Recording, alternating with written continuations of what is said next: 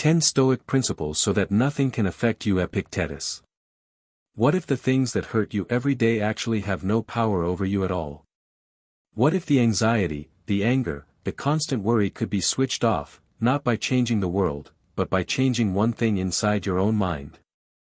2,000 years ago, a slave in the Roman Empire discovered exactly how to do this.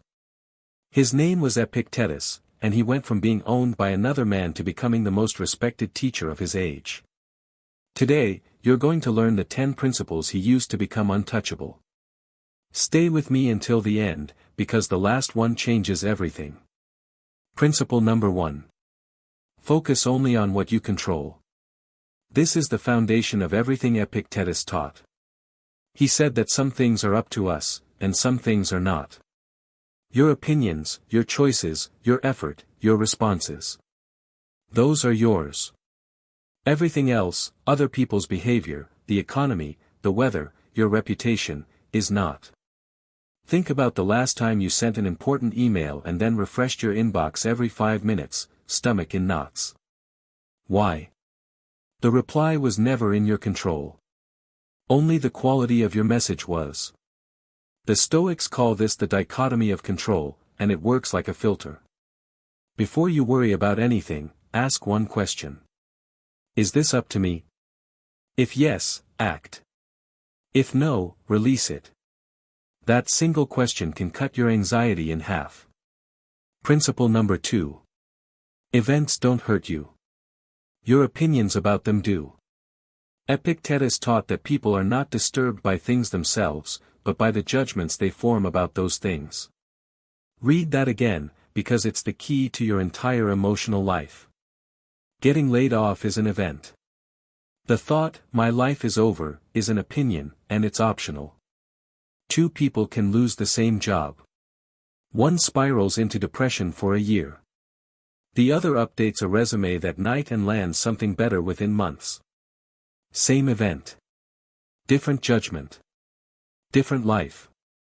So when you feel a wave of anger or despair rising, pause and separate the facts from the story you're telling about the facts.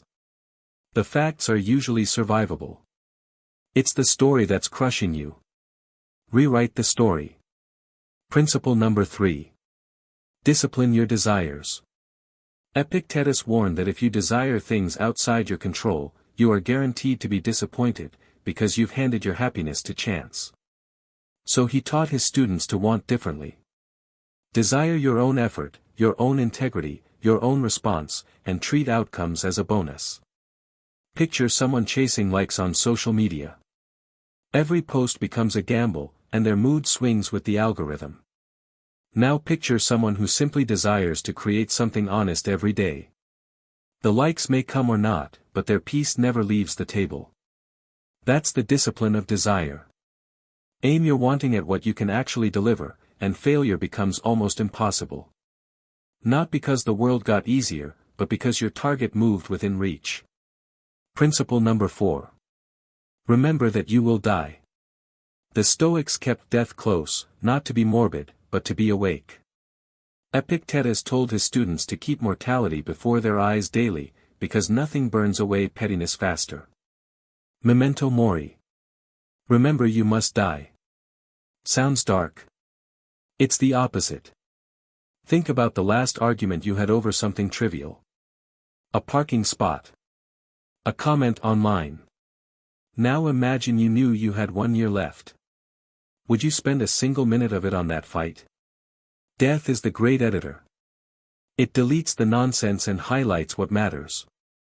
Your family. Your purpose. This present hour. When something upsets you today, run it through this filter.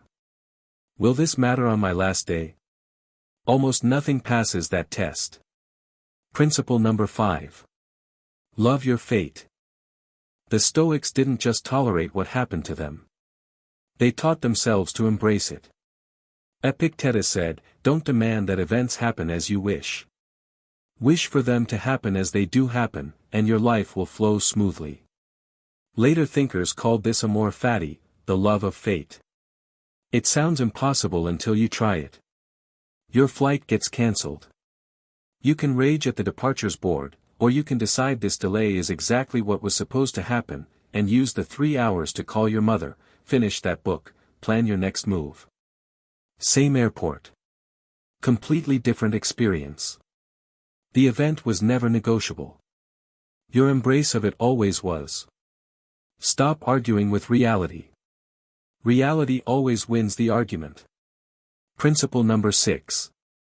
Practice voluntary discomfort. The Stoics trained for hardship the way athletes train for competition. They would deliberately eat plain food, dress simply, sleep on the floor, and endure cold, so that if fortune ever stripped away their comforts, nothing would feel unfamiliar. You can do this today.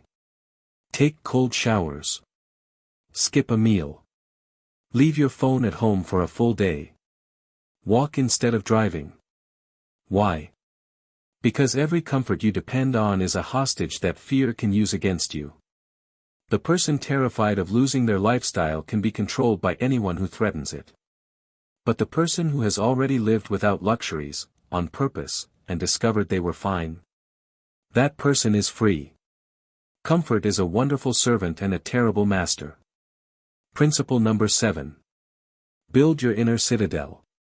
The Stoics believed you carry a fortress inside you that no one can breach without your permission. Marcus Aurelius, who studied Epictetus deeply, wrote that a person can retreat into their own soul at any moment, and nowhere is more peaceful. Your circumstances can be chaos. Your mind doesn't have to be. Think of a nurse in a packed emergency room.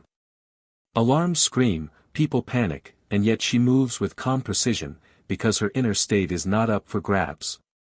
That calm is not luck. It's architecture. You build the citadel brick by brick, every time you pause before reacting, every time you breathe instead of exploding. The outer world supplies the weather. You decide the climate inside the walls. Principle number 8. Treat every difficulty as training. Epictetus taught that difficulties are what reveal a person's character, and he compared hardship to the sparring partner a wrestler needs to grow strong. Without resistance, there is no muscle. Without difficulty, there is no virtue. So flip your frame. That impossible boss. A masterclass in patience. That financial setback. A course in resourcefulness. That betrayal. Training in resilience and better judgment.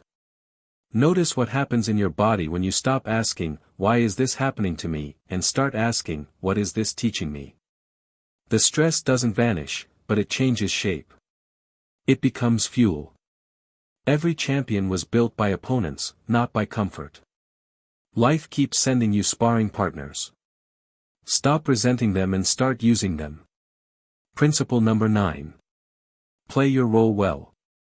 Epictetus compared life to a play in which you don't choose your part. You might be cast rich or poor, famous or unknown, healthy or ill. The casting is not your business. The performance is. Your job is to play whatever role you've been handed with excellence. Maybe you wanted to be a founder and you're an employee. Maybe you wanted the spotlight and you're behind the scenes, raising kids, caring for a parent, doing quiet work nobody applauds. The Stoics would say the role doesn't determine your worth. The quality of your performance does. A brilliant actor in a small part outshines a lazy one in the lead. Stop auditioning for a different life and start mastering this one. Principle number 10. You lose nothing. You only give things back. This is the deepest principle of all. Epictetus taught his students never to say, "I have lost it," about anything, but rather, "I have returned it." Your job, your possessions, your health, even the people you love most. None of it was ever yours to keep. It was all lent to you by life, for an unknown length of time. Does that sound cold? It's the opposite. When you know the loan can be recalled any day, you stop taking a single evening with your loved ones for granted. You hold everything with open hands and full attention. Gratitude replaces entitlement. And when the day comes to give something back, grief still visits, but despair does not, because nothing was stolen. It was returned. So there they are. 10 principles from a man who was born in chains and died freer than emperors. Notice what they all have in common. Not one of them requires the world to change. No raise, no apology, no perfect circumstances. Everything happens in the one place you have always ruled completely, your own mind. Epictetus taught that no one can hurt you without your permission, and starting today, you can stop giving it. So here's your challenge. Pick just one principle, only one, and live it for the next 7 days. Ask what's in your control. Question your judgments.